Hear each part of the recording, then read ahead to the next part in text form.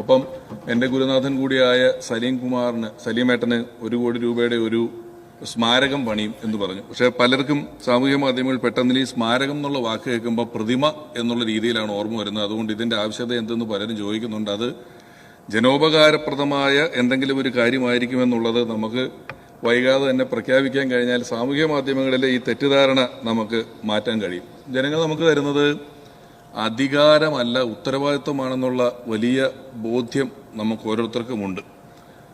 കാരണം ആ ഉത്തരവാദിത്വം പലതിനെയും ചെറുക്കുന്നതിനാണ്. ഈ വർഗീയത എന്ന് പറയുന്ന വാക്ക്, ഇപ്പോൾ വർഗീയതയെ ചെറുക്കാൻ വേണ്ടി നമ്മൾ നിൽക്കുന്നു പറയുമ്പോഴും ഈ വർഗീയത എന്ന് പറയുന്ന വാക്ക് പലപ്പോഴും മതവുമായി മാത്രം ബന്ധപ്പെട്ട് നിൽക്കുന്ന ഒരു വാക്കല്ല. അതിന് രാഷ്ട്രീയ വർഗീയത എന്ന് പറയുന്ന ഒരു സ്ഥലം അല്ലെങ്കിൽ ഒരു വർഗത്തെ സംബന്ധിക്കുന്ന വാക്കാണ്. ഏതെങ്കിലും ഒരു രാഷ്ട്രീയ പാർട്ടിയാണെങ്കിലും അത് മറ്റെല്ലാവരും എതിർക്കപ്പെടേണ്ടതാണെന്നും മറ്റെല്ലാം ഇല്ലായ്മ ചെയ്യപ്പെടേണ്ടതാണെന്നും മറ്റാരും ശരിയല്ലെന്നും നമ്മൾ മാത്രമാണ് ശരിയെന്ന് വിശ്വസിക്കുന്നതും ഒരു വർഗീയത തന്നെയാണ്. ഞാനിപ്പോൾ പറഞ്ഞില്ലെങ്കിലും പിന്നീട് അവർ തന്നെ കണ്ടെത്തിയ ഇത്തവണത്തെ, ഞാൻ തന്നെ ആദ്യം കണ്ടപ്പോൾ അയ്യോ ഇത് കൊള്ളൂലല്ലോ എന്ന് വിചാരിച്ചതായിരുന്നു ഈ LDF അല്ലാതെ മറ്റാരുണ്ട് എന്ന് പറയുന്ന ഇവരുടെ ഒരു ക്യാപ്ഷൻ എന്ന് പറയുന്നത്. മറ്റാരെയും ഉൾക്കൊള്ളുക എന്ന് പറയുന്നത് അത്ര എളുപ്പമല്ല ഇവരെ സംബന്ധിച്ചിടത്തോളം. ഞാൻ തന്നെ പാലക്കാട് ജില്ലയിൽ നടന്ന ഒരു പൊതുപരിപാടിയിൽ എൻ്റെ എതിർ സ്ഥാനാർത്ഥിയെ കണ്ടപ്പോൾ അദ്ദേഹത്തെ കെട്ടിപ്പിടിച്ചു. ഒരു UDF-കാരൻ എന്നോട് നിങ്ങൾ എന്തിനാ എതിർ സ്ഥാനാർത്ഥിയെ കെട്ടിപ്പിടിച്ചെന്ന് ചോദിച്ചില്ല, തെരഞ്ഞെടുപ്പിന് ശേഷമാണ്. ഞാൻ അതിന്റെ കമന്റ് ബോക്സ് നോക്കിയപ്പോഴും എന്തിനാടാ ഞങ്ങളുടെ സ്ഥാനാർത്ഥിയെ കെട്ടിപ്പിടിച്ചെന്ന് ചോദിച്ചു. പിന്നെ എന്നെ ചീത്ത വിളിച്ചുകൊണ്ടിരിക്കുകയാണ് ഒരു പ്രദേശം മുഴുവൻ. ഞാൻ ഇതെന്താ ഇവരെങ്ങനെ വിളിക്കുന്നതെന്നൊക്കെ ആലോചിച്ചപ്പോഴാണ് അറിഞ്ഞത് നമ്മുടെ പ്രിയപ്പെട്ട ജനീഷിന് ചോറ് കൊടുത്തതിന്റെ പേരിൽ ഒരാളെ പാർട്ടിയിൽ നിന്ന് പുറത്താക്കിയിട്ടുണ്ടായിരുന്നു എന്നുള്ളത്. അപ്പൊ ഇപ്പോഴും ഇൻക്ലൂസീവായി ചിന്തിക്കുക എന്ന് പറയുന്നത് ഇവർക്ക് സാധിക്കുന്നില്ല. അതെന്താണെന്ന് എനിക്കറിയില്ല. ഇൻക്ലൂസീവായി ചിന്തിക്കാൻ ഇന്ത്യയെ പഠിപ്പിച്ച ഒരു പാർട്ടിയുടെ പ്രതിനിധിയായി നിൽക്കാൻ കഴിയുന്നു എന്ന് പറയുന്നത് എൻ്റെ ഏറ്റവും വലിയ ഭാഗ്യമായി ഞാൻ കരുതുന്നു.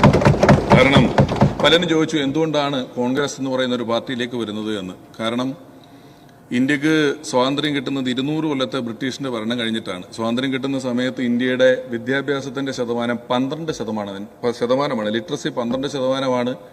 മനുഷ്യന്റെ ശരാശരി ആയുസ്, ഇന്ത്യക്കാരന്റെ ആയുസ് 35 വയസ്സാണ്. കമ്മ്യൂണിക്കേഷന് യാതൊരുവിധ മാർഗങ്ങളുമില്ല. റേഡിയോ പോലും ഒരു ഗ്രാമങ്ങളിലില്ല. ഭാഷയില്ല, വിദ്യാഭ്യാസമില്ല. മലേറിയയും കോളറയും പോലെയുള്ള വലിയ വലിയ അസുഖങ്ങൾ പിടിച്ചിരിക്കുന്നു. ആ സമയത്ത് ഇന്ത്യയുടെ ഏറ്റവും പ്രാധാന്യം അറിയിക്കുന്ന ലക്ഷ്യം റോഡുകളോ പാലങ്ങളോ ഒന്നും ആയിരുന്നില്ല. ഇന്ത്യ അത്ര വാഹനങ്ങളുമില്ല. ഇന്ത്യയെ നിവർത്തി നിർത്തുക, നേരെ നിൽക്കുക, നട്ടൽ നിവർത്തി നിൽക്കാൻ പഠിപ്പിക്കുക എന്നുള്ളായിരുന്നു. അങ്ങനെ ഒരു ഉദ്യമം ഏറ്റെടുത്ത് 50 വർഷം കൊണ്ട് ഇന്ത്യയെ ഹരിത വിപ്ലവത്തിലൂടെയും വ്യാവസായിക വിപ്ലവത്തിലൂടെയും പഞ്ചവത്സര പദ്ധതികളിലൂടെയും നിവർത്തിയ ഒരു പ്രസ്ഥാനം. അങ്ങനെ നിൽക്കാൻ പഠിച്ചപ്പോഴാണ് BJP അധികാരത്തിലെത്തുന്നത്. BJPക്ക് അധികാരത്തിലെത്തുമ്പോൾ കയ്യിൽ മൊബൈൽ ഫോണുമായിട്ടുള്ള ഇന്ത്യക്കാരെയാണ് കിട്ടിയിട്ടുള്ളത്. 200 വർഷം ബ്രിട്ടീഷ് ഭരിച്ച ഇന്ത്യ